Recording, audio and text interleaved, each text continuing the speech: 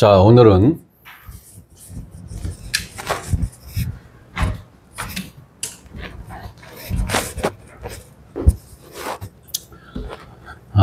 히브리서 10장을 1절부터 다시 한번 중요한 말씀들을 한번 다시 한번 살펴보고자 합니다.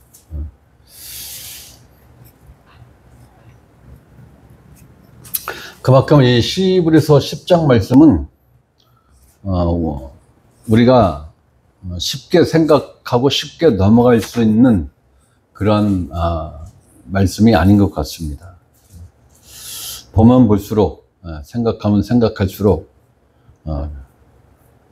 이보다 더 쉽고 선명하게 하나님께서 복음을 과연 말씀해 주신 부분이 있겠는가 라고 할 정도로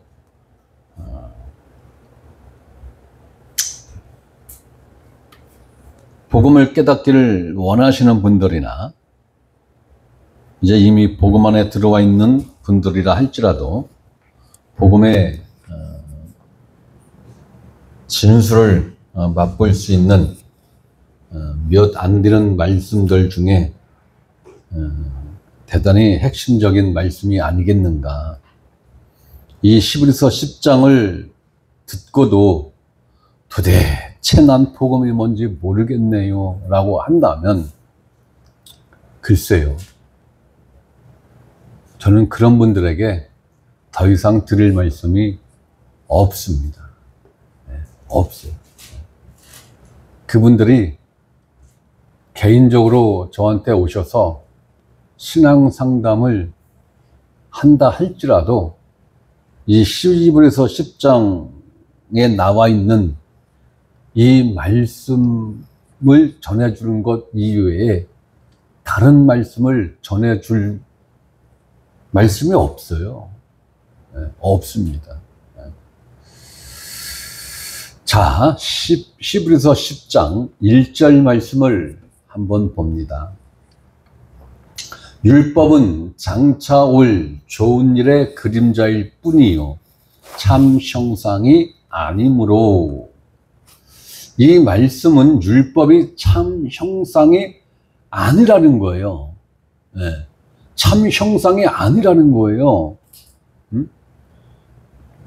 그럼 참 형상이 아니면 무엇이냐라는 거예요? 그림자다라는 거예요. 그림자다. 그림자다. 참 형상이 아니고 그림자이기 때문에 어떠한 문제점을 가지고 있다라는 겁니다.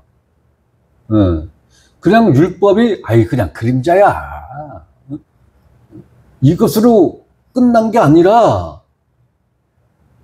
참 형상이 아닌 그림자이기 때문에 율법이 갖고 있는 치명적인 문제점이 있다라는 거예요, 지금.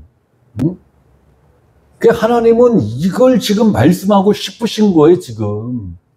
히브리서 10장은 이 히브리서 10장 1절 말씀을 지금 주제로 탁 던져놓고 이 1절 말씀에 대해서 풀어나가는 형식인 거예요, 지금. 그러니까 율법이 아주 큰 문제, 핵심적인 문제를 갖고 있다는 겁니다.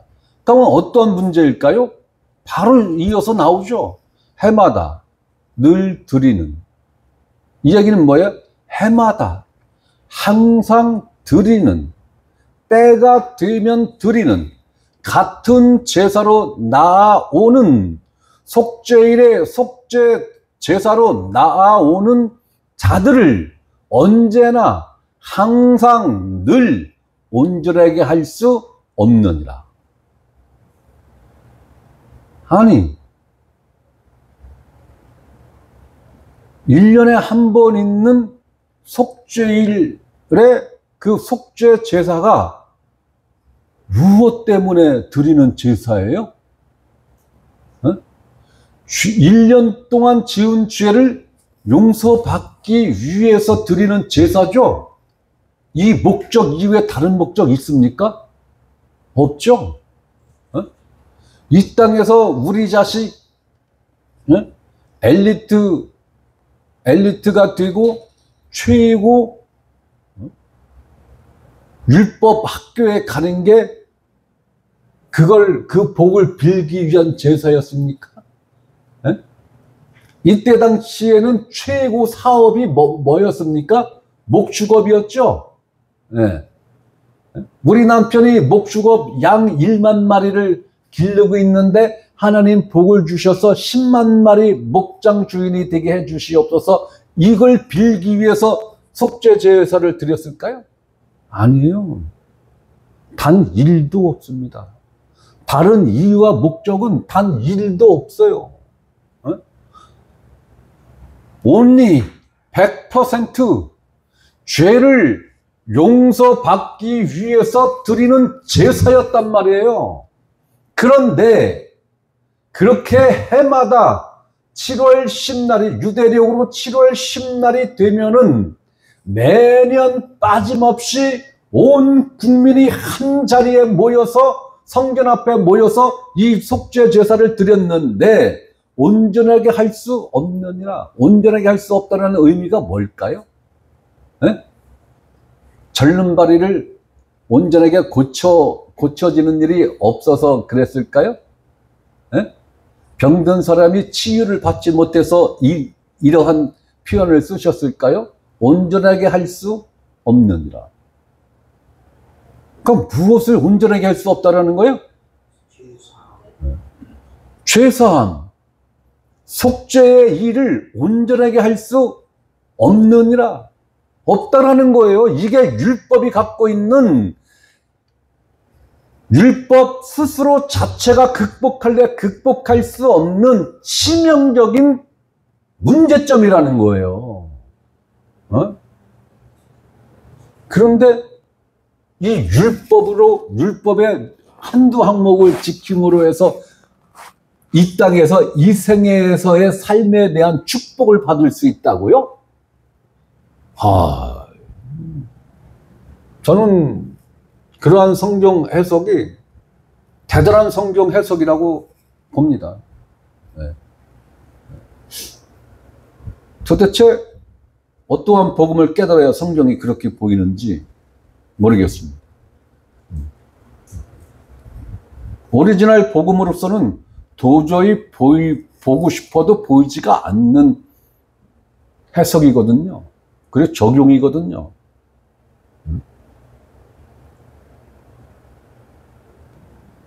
여러분들도 한번 잘 생각해 보세요. 속죄를 받고자 이스라엘 온 백성이 1년에 한 번 성전 앞에 모이는 날이에요. 성전 앞에. 에? 이날 전쟁 안 일어났을까요? 에? 이웃 국가에서 안 쳐들어왔을까요? 에?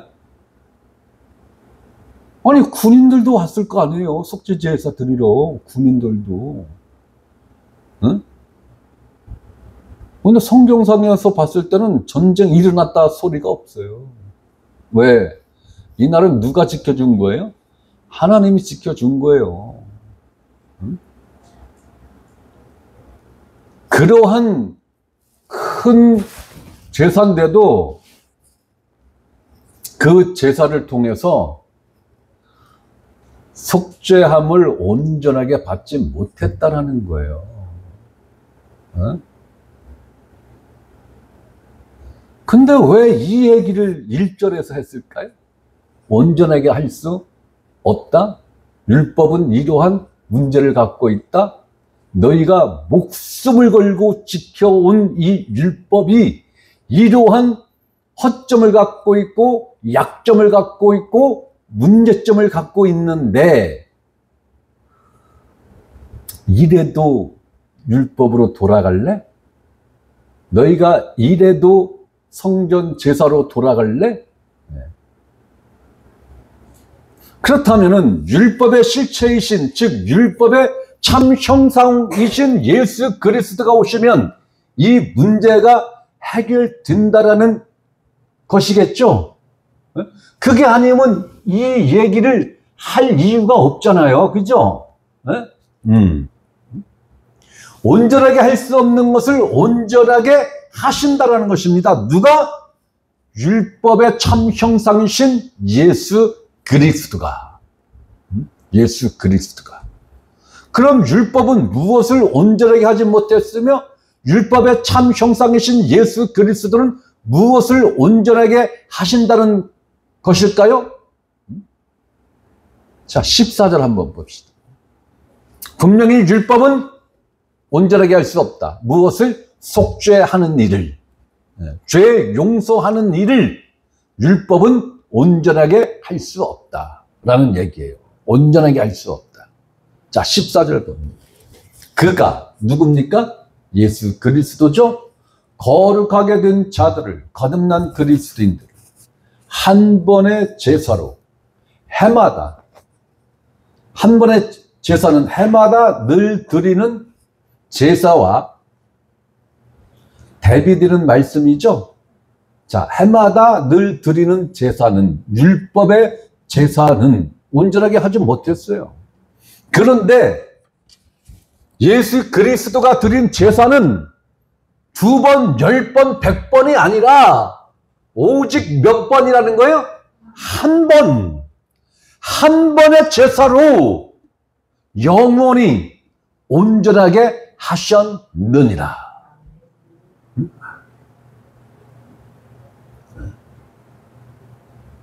이것이 그림자와 그 그림자의 참 형상의 똑같은 제사인데,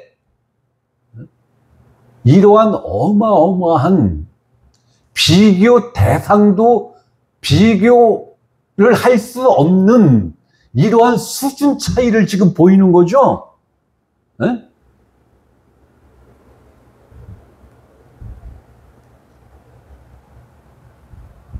아니, 모세 시내산에서 이 십자가까지 대략 1500년이에요. 네? 1500년. 그러면 이스라엘 사람들은 국가적 행사로 1500번 속죄일을 지냈다라는 거 아니에요. 달력상으로. 물론 중간에 이제 성전이 무너지고 뭐 그렇게 해서 포로로 끌려가고 해서 못한 것도 있지만, 어쨌든 간에 1500번 제사를 드렸는데 그 제사로는 단 한 번도, 그리고 1500번을 다 합쳐도 속죄, 곧 용서를 받고자 하는 자들의 죄를 온전히 용서한 사실이 없다는 거예요. 1500번을 반복해서 드린 제사인데 그것뿐입니까? 각종 절기가 있죠.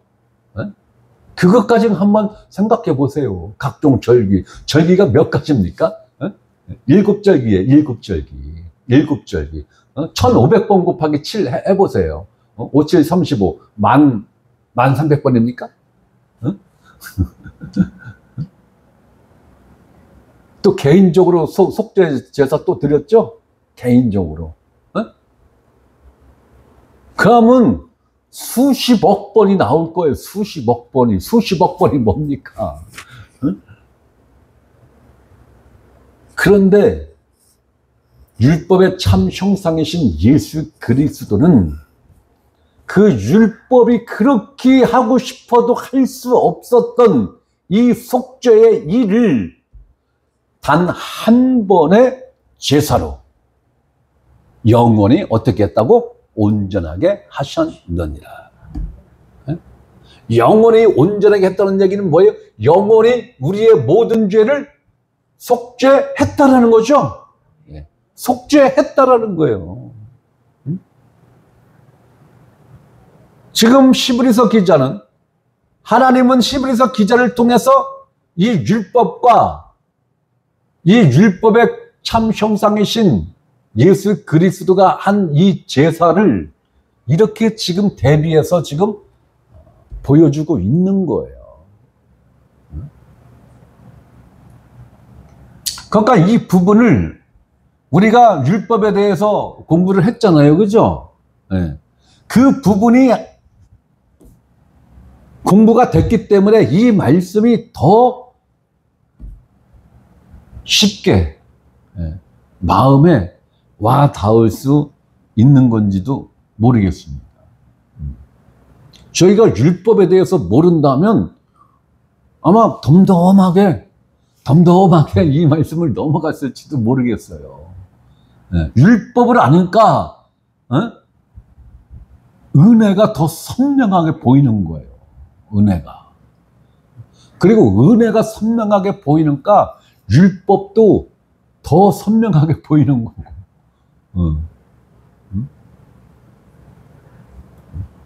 이해되시죠?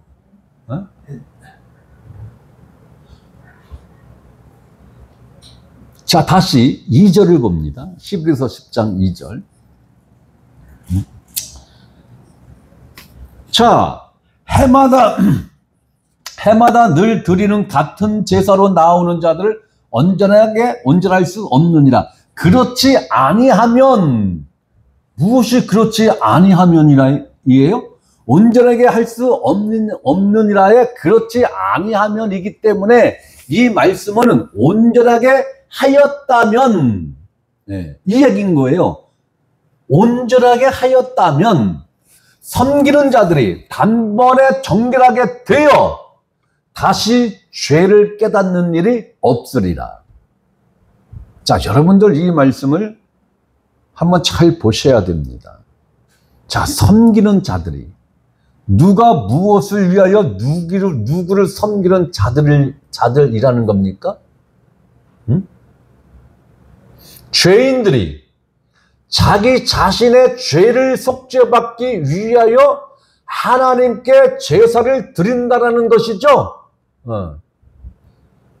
이게 지금 섬기는 자들이 그러한 존재들이라는 거예요, 지금.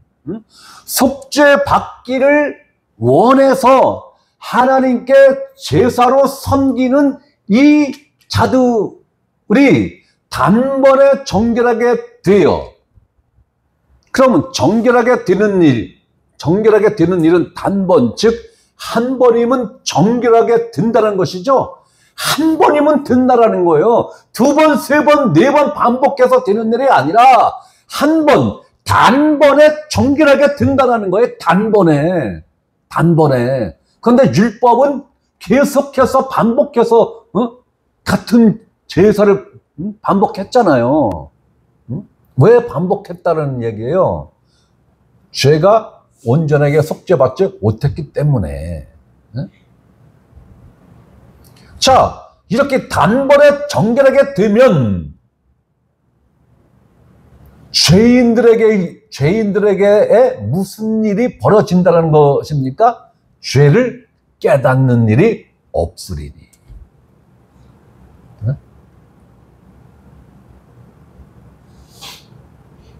죄를 깨닫는 일이 없으리니. 단번에 정결하게 된 이 존재들은 죄를 깨닫는 일이 없다라는 거잖아요, 지금. 자, 죄를 깨닫는 일이 없으리니. 정결하게 되면, 즉 속죄를 받으면 죄를 깨닫는 일이 없다라는 의미죠. 그러면 여기서 죄를 깨닫는다라는 이 말씀이 무슨 의미일까요? 죄를 지어도 이게 죄인지 뭔지 몰라. 이렇다는 걸까요?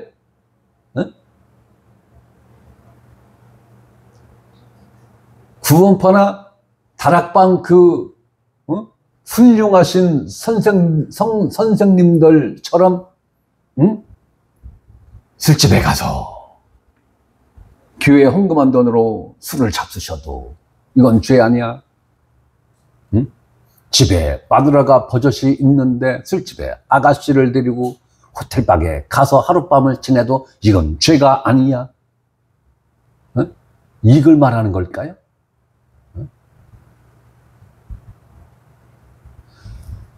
죄를 깨닫는 일이 없다라는 이 의미는 죄를 짓고도 죄라는 것을 아예 모른다라는 게 아니라 양심의 가책, 즉 죄에 대한 책임 의식을 가지지 않는다라는 거예요. 죄에 대한 책임. 내가 죄를 졌네? 그러면 죄의 삭은 뭐다? 사망이네? 그러면 나는 이제 죽을 일만 남았네? 라고 벌벌 떠는 이 인생을 살아가는 게 아니라, 내가 지금 지은 이 죄마저도 예수 그리스도가 십자가에서 흘리신 그 단번의 속죄 제사로 이 죄마저도 속죄가 됐네.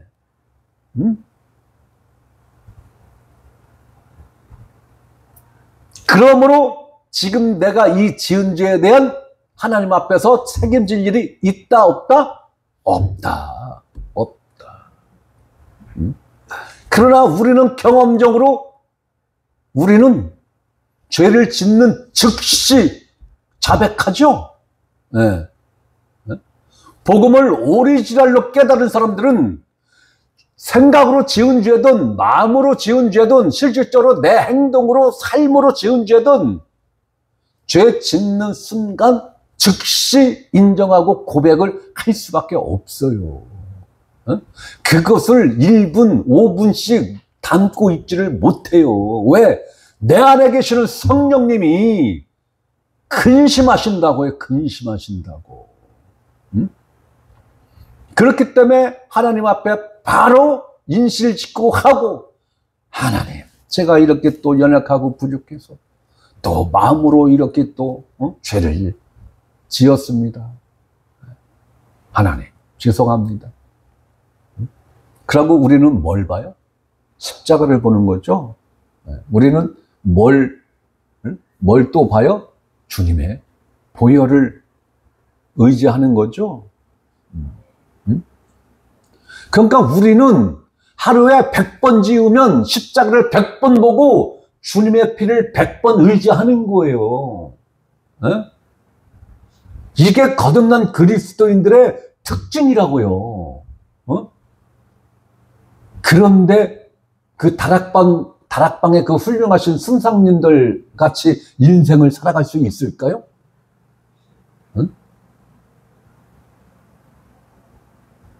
못해요. 못합니다. 그 부분을 이야기하는 거예요. 죄를 깨닫는 일이 없으리니.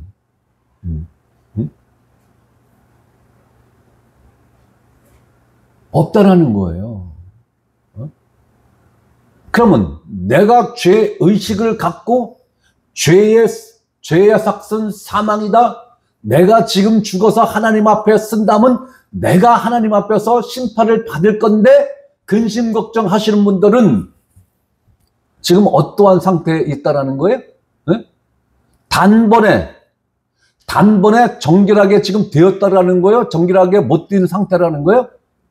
정결하게 못 된 상태이기 때문에 내가 지은 죄에 대한 그 결과가 사망이고, 하나님 심판대 앞에 섰을 때 하나님 심판대를 다이렉트로 곧장 통과할 수 없는 이 존재라는 것을 인식하기 때문에 근심 걱정을 하는 거죠.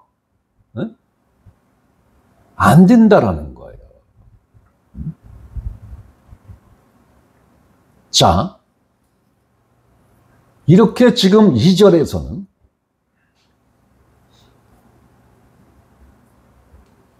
정결하게 되는 일이 없었다라는 얘기인 거죠. 뭐가? 율법 제사로는. 네? 네. 자, 그러면은 22절을 봅니다. 22절. 히브리서 10장 22절입니다. 네, 멀리 가지 마세요. 네, 22절입니다. 우리가 마음에 뿌림을 받아 악한 양심으로부터 벗어나고 몸은 맑은 물로 씻음을 받았으니 참 마음과 온전한 믿음으로 하나님께 나아가자. 이 말씀이 죄를 깨닫는 일이 없다는 의미의 말씀인 것입니다. 네? 이 말씀은 제가 여러 번 설명드렸죠. 네. 정결하게 되면, 즉 모든 모든 죄를 속죄 받으면 죄에 대한 가책을 가지지 않는다라는 거예요. 이렇게 되면 어찌, 다시 2절입니다. 어찌 제사 드리는 일을 그치지 아니하였으리요.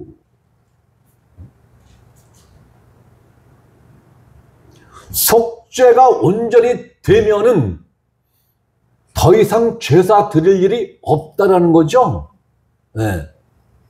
제사를 반복해서 드린다라는 건 무엇의 증거일까요? 내가 속죄받지 못했어. 이것에 대한 증거죠.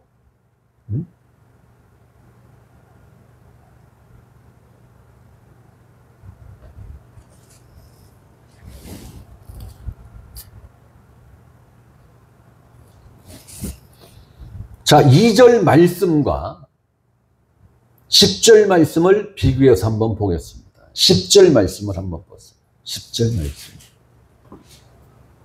이 뜻을 따라 예수 그리스도의 몸을 단번에 들이심으로 말미암아 우리가 무엇을 얻었노라? 거룩함을 얻었노라.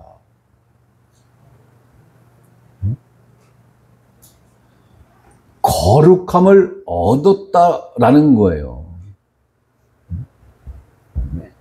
무엇을 통해서?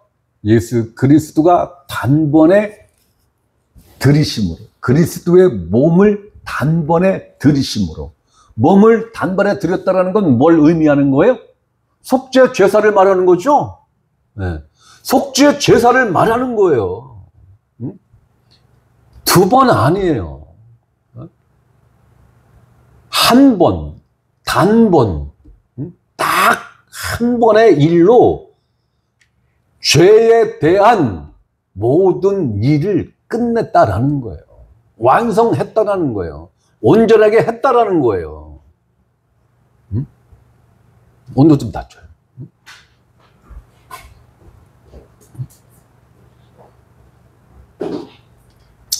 율법의 제사로는 속죄가 온전하게 이루어지지 않았는데 참 율법의 참 형상이신 예수 그리스도가 단번에 드리신 제사는 우리를 거룩하게 하셨다라는 거예요. 거룩의 의미가 뭡니까? 죄가 덕지덕지 붙어 있는데도 거룩한 겁니까? 에? 눈곱만한 죄가 발톱 밑에 끼어 있어도 거룩하지 못하죠?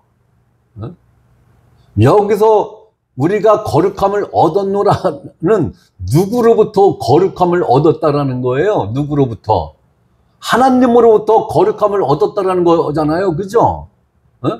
그러니까 하나님 눈으로 봤을 때 1.1액의 죄라도 있으면 거룩할 수 없는 거죠. 거룩할 수 없는 거예요. 1.1액의 죄도 없는 거예요. 이게 거룩함을 얻어노라예요. 앞으로 얻어질 거야. 너희들 하는 거 봐서 거룩하게 해줄게. 이 말씀으로 여러분들은 읽히고 이해가 됩니까? 끝났다는 얘기죠. 이미 거룩한 존재가 되었다라는 거죠. 이미 거룩한 존재가 되었다라는 거예요. 이미 거룩한 존재가 되었다는 것은 무엇이 전제가 되었기 때문에 거룩한 존재가 되었다라고 하나님이 이렇게 선포를 하는 겁니까? 모든 죄가 온전하게 영원히 속죄되었다. 이게 전제가 된 말씀이 우리가 거룩함을 얻었노라. 이 말씀이죠?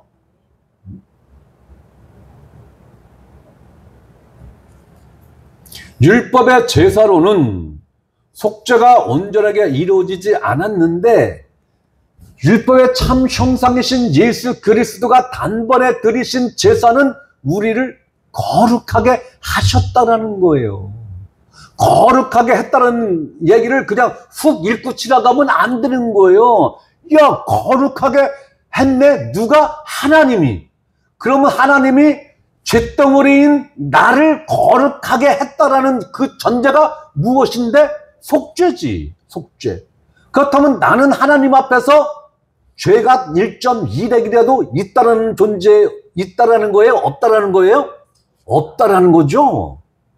응?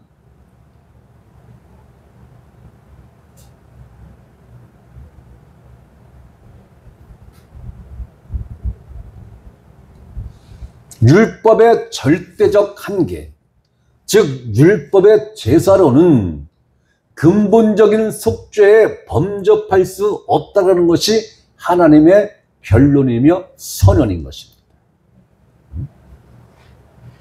그래서 3절에 그러나 이 제사들에는 해마다 죄를 기억나게 하는 것이 있나니 왜?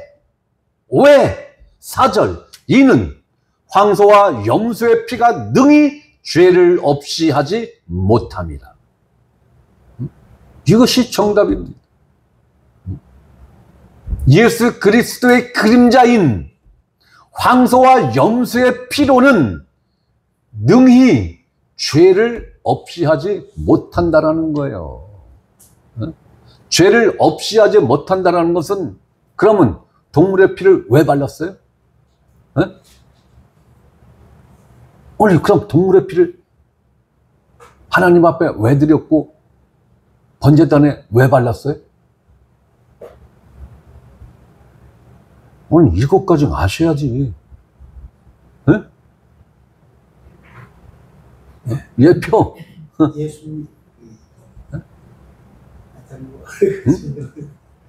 이 짐승들의 피는 없이 하지는 못했는데 덮어줬어요. 덮으면 죄는 안 보이죠?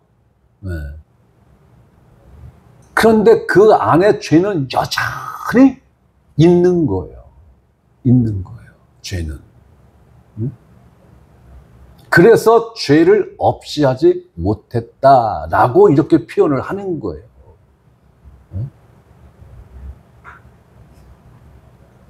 이렇게 표현해서 죄송합니다.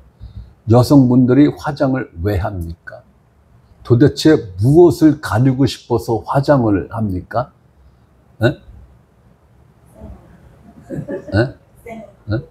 생얼을 가리고 싶어서 뭔가를 바르시는 거죠?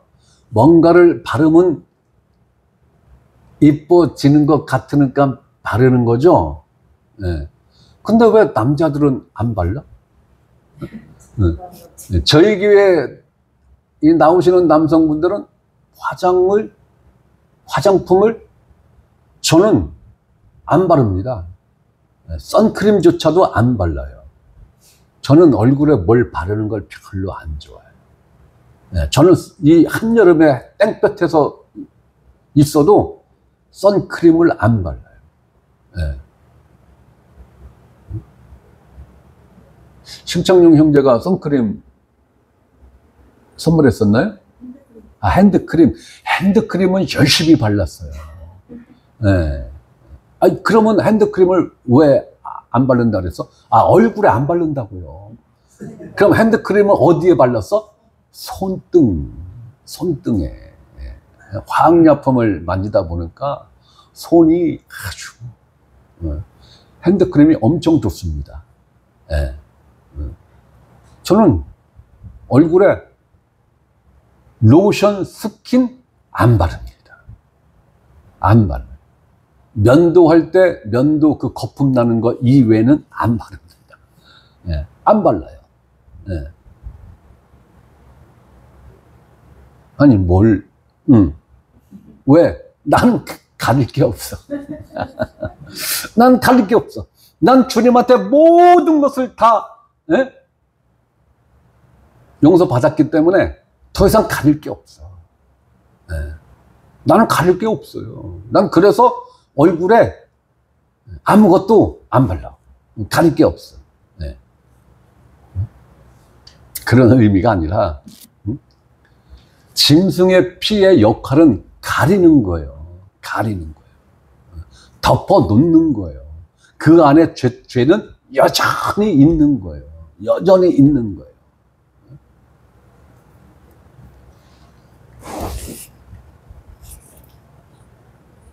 죄를 없애지 못하기 때문에 죄가 늘 기억나는 것입니다. 제가 그래서 종교인들은 기독교를 종교로 신앙생활을 하시는 분들은 과거에 지었던 죄가 문득 기억나면 그건 대부분이 대형 사고 친 거였어. 그렇잖아요. 그죠? 네. 그런 게 문득 생각나. 20년이 지났는데, 30년이 지났는데. 그러면 그 죄가 하나님 앞에 용서를 못 받아서 생각나는가벼 라고 3년 동안 새벽 기도를 안 나간 사람이 그 다음날 새벽 기도를 가. 뭐 하러? 용서를 구하러. 어? 그런 의미로 기억나지 않는다라는 거예요. 어? 그럼 과거에 지은 죄가 기억나면 일명 회개라는 걸 해야 용서를 받습니까? 그래서 그렇게 열심히 새벽 기도 나가서 회개 기도라는 것을 해서 용서받았다라는 신념과 확신이 아주 그래서 기쁜 마음으로 집에 돌아왔어. 그런데 5년 있다가 그게 또 생각이 나네. 응? 그런데 5년 전에 그것 때문에 새벽 기도에 나가서 회개 기도했다라는 게 기억이 나요? 안 나요? 안 나죠? 안 나요. 장부에 기록해 놓기 전에는 기억이 안 난다고. 어? 그러면 이제 또 용서 못 받았는 게 돼. 라고 또 가서 회개하죠. 일명 회개라는 걸 하죠. 어?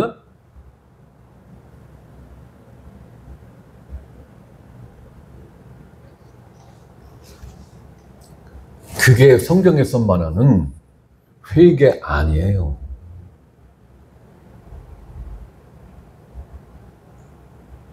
그거는 뉘우치고 반성문 쓰는 거예요. 성경에서 말하는 회개를 했다면 똑같은 죄를 반복해서 지으면 그거 회개한 거 아닙니다.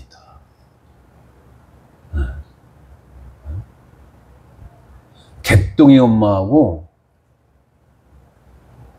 머리 끄댕이 잡고 땅을 떼굴떼굴 굴르면서 대판 싸운 거 회개했어요. 근데 한 2달 있다가 몇만 원 손해보고 이익 보는 것 때문에 마트에서 누군가하고 또 머리 끄댕이 잡고 또 뒹굴고 싸웠어. 그러고 또 교회 가서 또 회개라는 걸 또 해. 응? 대상만 바뀐 거지 똑같은 죄를 짓는 거죠. 이거 회개 아니라니까요. 진짜 회개했다면 싸울 일이 있으면 네가 날 때려.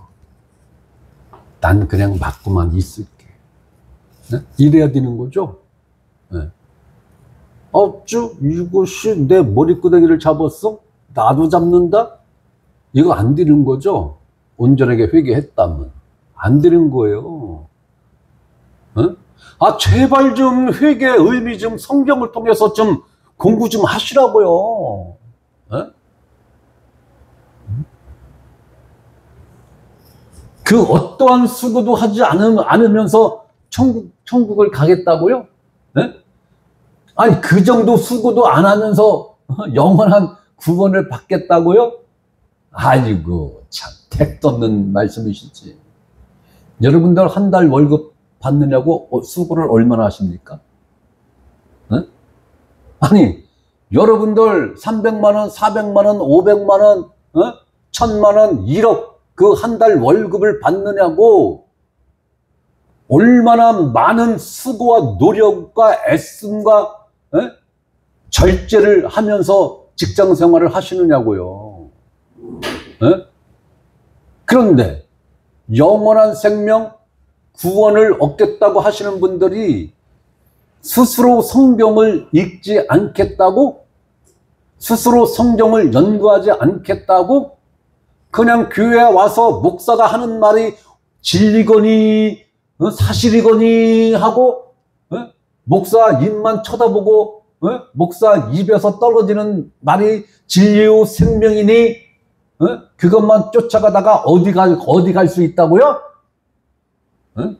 지옥 불구덩이 속으로 들어가는 수가 있다고요. 아니 월급 받기 위해서 그렇게 난 죽으면 죽었지 새벽기도 못 나가 했던 사람들도 너 새벽 5시까지 출근 안 하면 잘린다? 라고 하면 새벽에 출근해요? 못해요? 하죠? 난 죽으면 죽었지 새벽에 못 일어나. 그래서 나 새벽기도 못 나가 하는 공무원들 비상 걸리면 새벽 2시에, 1시에, 3시에 나가요? 안 나가요? 나가죠? 웃기는 소리들 하고 있어. 뭘 못 일어나, 뭘. 돈 앞에서는 되잖아요, 돈 앞에서는.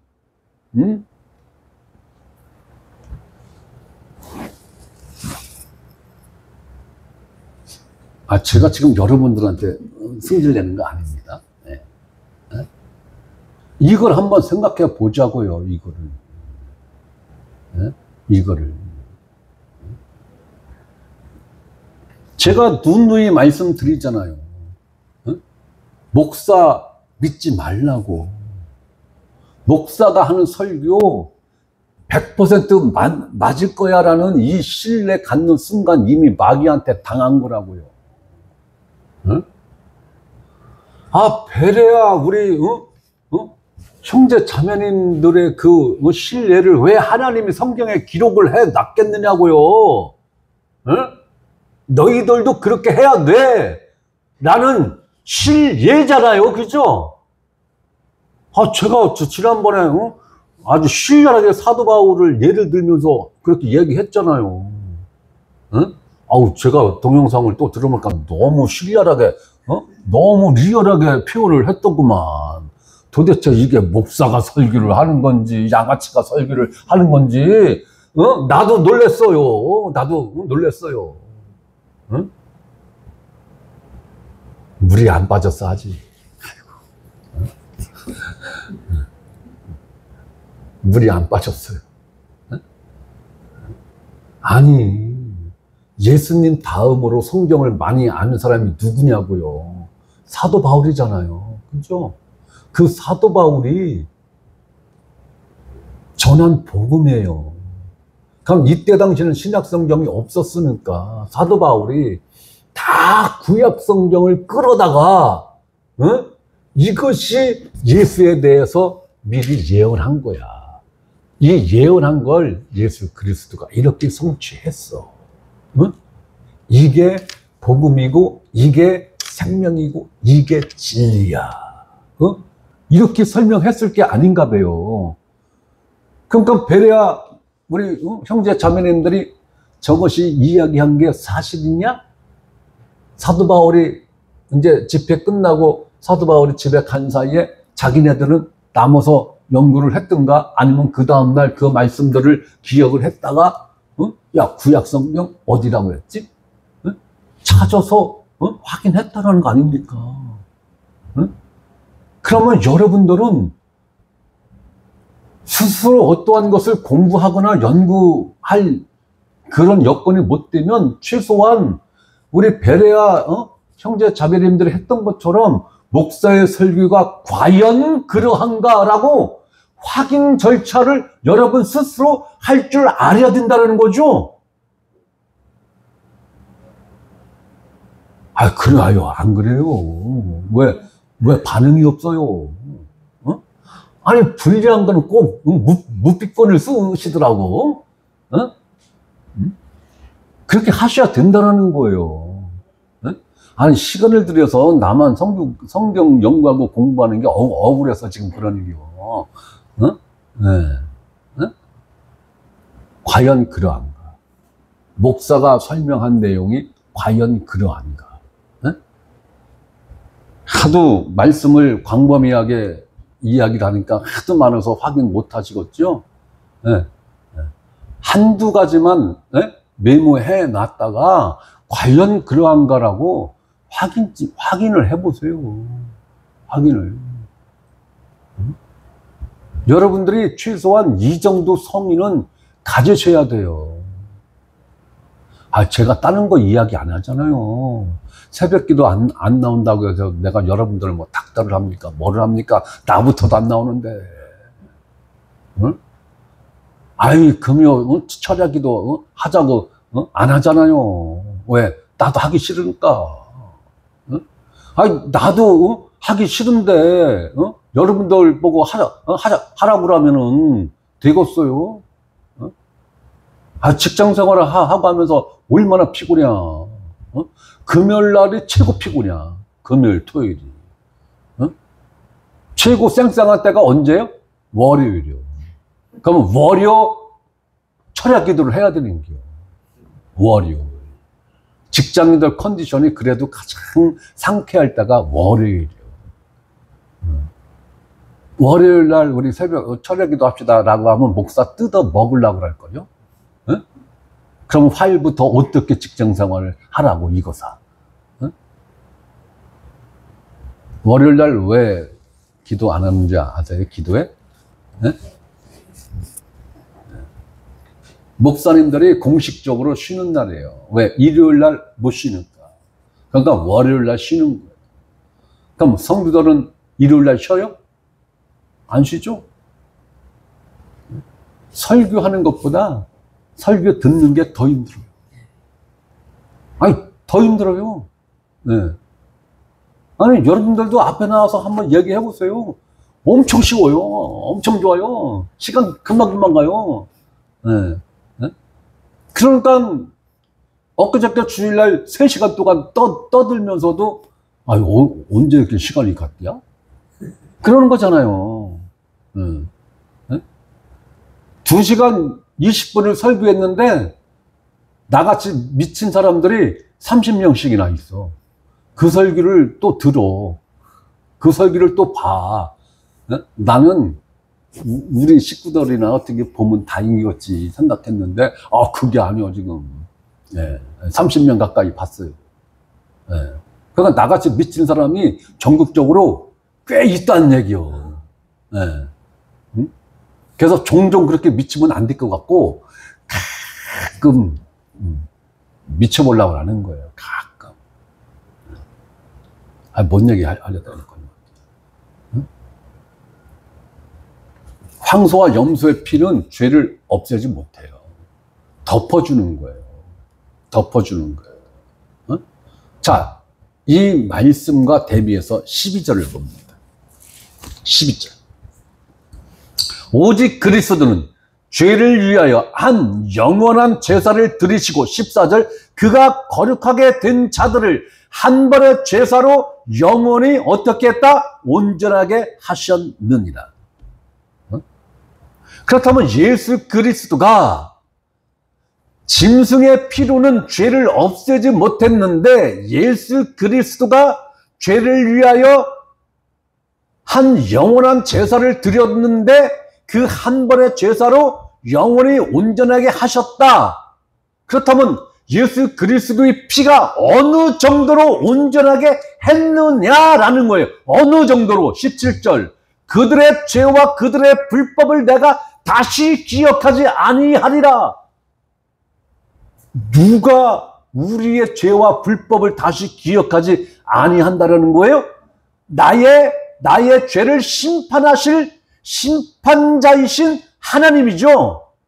하나님이 나의 죄를 기억하지 않는다라는 거예요. 무엇 때문에?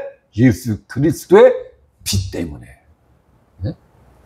예수 그리스도가 흘리신 이 피의 파워가, 그 효능이, 효과가 이 정도라는 것입니다. 이 정도라는 거예요. 단순히 죄를 없앤 것이 아니라 전지하신 하나님의 기억에서 나의 죄를 지워버렸다라는 거예요. 이 정도로 예수 그리스도의 피는 강력한 것입니다. 무엇으로, 어떠한 존재로 인하여 하나님이 기억하고 있는 그 죄 자체를 지워버릴 수가 있을까요? 없어요. 없습니다. 없어요. 오직 예수 그리스도의 피, 곧 하나님이신 예수 그리스도의 피로서만이 이 일이 된다라는 거예요. 된다라는 게 아니라 됐다라는 거예요. 성경은 될 것이다라고 말씀하지 않고 이미 됐다라고 선언을 하고 있는 것입니다. 이미 됐다라는 거예요. 이미 됐다. 그래서 이제 더 이상 죄를 위한 제사를 드릴 것이 없다는 강력한 선언을 한 것입니다. 18절. 이것들을 사하셨은즉, 무엇을? 우리의 죄와 우리의 불법을 사하셨은즉 다시 죄를 위하여 제사 드릴 것이 없느니라.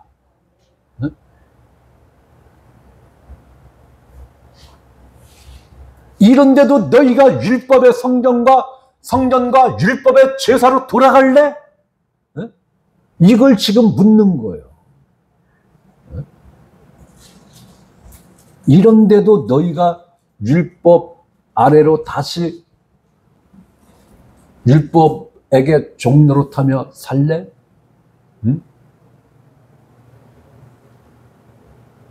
그렇다면 너희는 그리스도에게서 끊어진 자요, 은혜로부터 멀어진 자다. 이 말씀은 너희 구원이 중간에서 탈락됐어, 이 말씀 아니죠? 그 앞에 절을 보면 너희에게 자유를 주셨으니 너희는 자유하라. 그리고 그 어떤 것으로부터도 매이지 말라.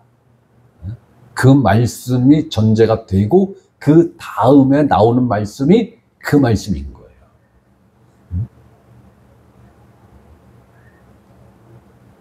곧 무엇입니까? 그리스도가 준 자유가, 자유의 그 혜택, 그 은혜를 누리지 못한다는 거예요. 네. 다시 율법으로부터 율법의 종노릇을 해야 되니까. 네? 자유가 없다는 거예요. 네. 하나님의 은혜에서, 하나님이 주신 모든 혜택으로부터 그것이 어떻게 된다는 거예요? 더 이상 내가 누리지 못한다는 거예요. 네. 누리지 못한다는 거예요. 상실되는 게 아니라 누리지 못한다는 거예요. 그러한 존재가 된다는 거예요. 예수 그리스도를 믿는 믿음이면 속죄의 모든 자유를 다 누릴 수 있는데, 이 자유를 포기하고 억압받고 속박받는 율법으로 돌아갈래? 나는 물음인 것입니다. 그렇다면 이 시대를 살아가는 우리들은 이 말씀을 이렇게 생각을 해볼 수도 있지 않을까요? 여러분들은 다시 종교의 의식과 종교의 절차를 중요시하는 그것으로 돌아가시겠습니까?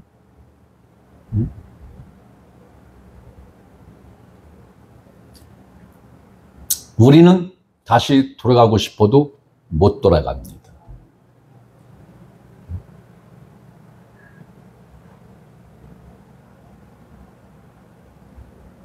왜일까요?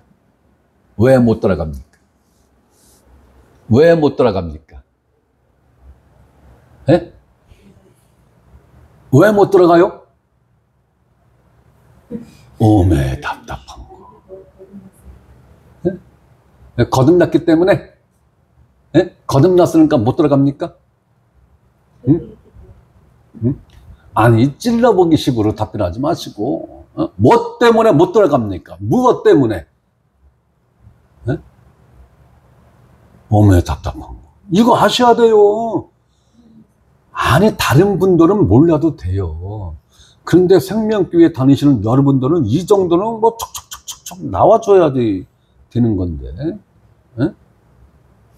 죽었잖아요. 아, 죽었는데 어떻게 돌아가요? 죽은 여러분 부모님들이나 할아버지, 증조 할아버지, 고조 할아버지가 다시 돌아올 수 있어요? 못 돌아오죠? 우린 죽었잖아요. 세상에 대해서 죽은 존재죠? 율법에 대해서 죽었죠? 죄에 대해 죽었죠? 아니, 죽어서 예수님과 함께 무덤에 장사가 됐는데, 우리가 다시 돌아갈 수 있다면, 지금 돌아가신 우리 아버님하고 할머니, 할아버지, 증조 할아버지, 고조 4대, 5대, 10대 할아버지들이 줄줄이 그냥 왔다 갔다 할 수 있어야 되는 거예요. 네? 아니, 할아버지 어쩐 일로 오셨어요? 그래, 근모야, 너 보고 싶어서 왔어. 아, 그러세요? 막걸리 좋아하셨으니까 막걸리 한 잔 잡수시고 또 무덤으로 들어가세요? 이게 가능한 거예요? 네? 그런데 우리는 이게 가능하다는 듯이 지금 살아가고 있잖아요. 한번 생각해 보셨어요?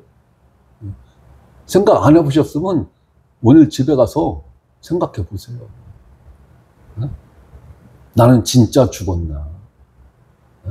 나 진짜 예수님하고 함께 장사됐나?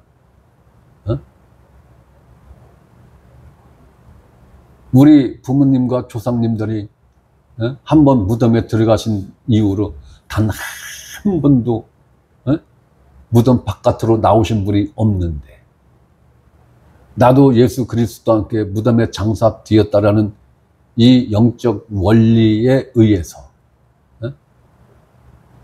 나도 내 유익과 이익과 편리에 의해서 왔다 갔다 한 적은 없습니까? 응? 있다면 문제 있는 거죠? 네, 없어야 정상인 거예요. 그러니 거듭난 그리스도인들이 이 세상에서 잘 먹고 잘 살 수 있다고요? 부귀 영화를 누릴 수 있다고요? 택도 없는 얘기예요. 택도 없는 얘기예요.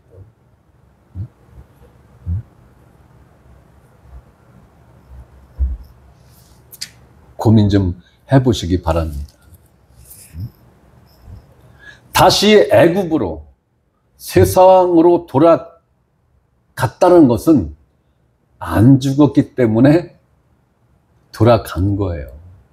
안 죽었기 때문에. 안 죽었기 때문에.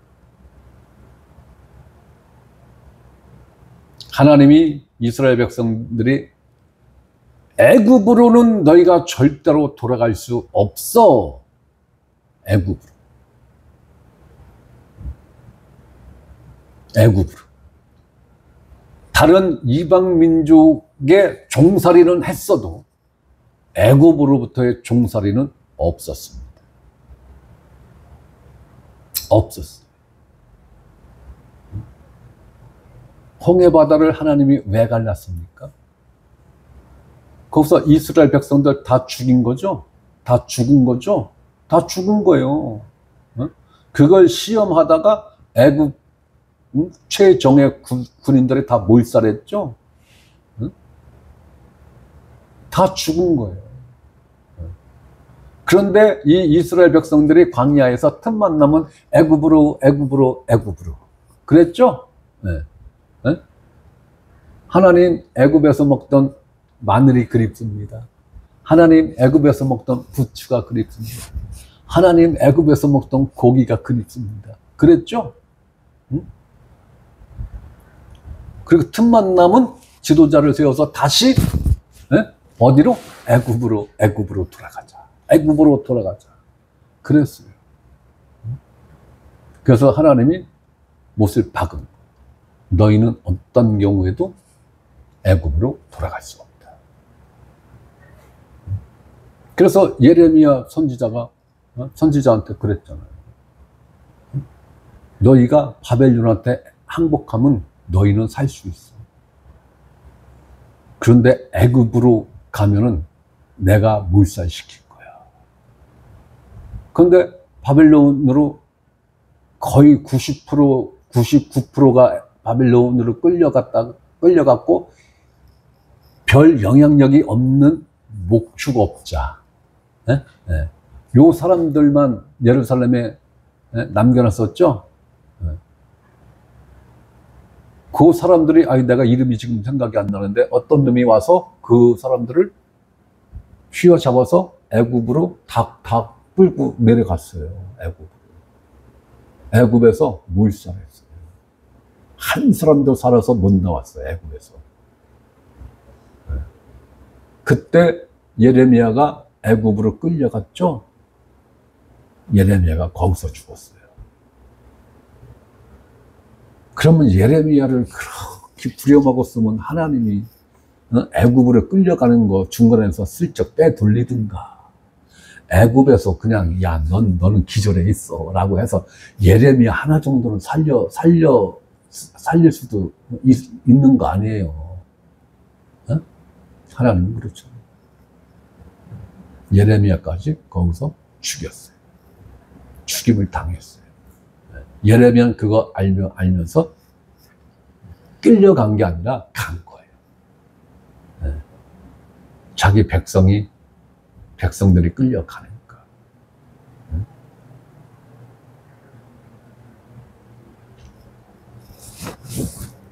우리도 절대로 애굽, 즉 세상으로 돌아갈 수 없습니다. 왜? 죽었기 때문에. 그리스도와 함께 장사가 되었기 때문입니다. 그렇기 때문에 교회에 세상 문화가 들어올 수 있다고요? 웃기는 소리죠? 네. 교회에 세상 문화가, 세상 음악이 들어온다는 건 뭐예요? 네? 그 교회에 죽은 존재가 단 한 존재도 없다라는, 다 시퍼렇게 펄펄 살아 있다라는 거예요. 그러니까 세상 음악을 환영하는 거예요. 세상 문화를 환영하는 거예요. 그러나 거듭난 그리스도인들이 존재하는 교회에서는 그것이 들어올 수도 없거니와 또한 그것을 들여오고자 하는 그들을 용납할 수도 없는 것입니다. 사탄이 음악, 문화 혹은 축제라는 이 포장을 통해서 교회를 다 점령했어요. 끝났습니다. 끝났어요. 복음성가는 거의 사탄 음악이라고 보시면 맞아요. 사탄 음악. 꼭 사탄을 찬양하고 해야 사탄 음악입니까? 아니에요.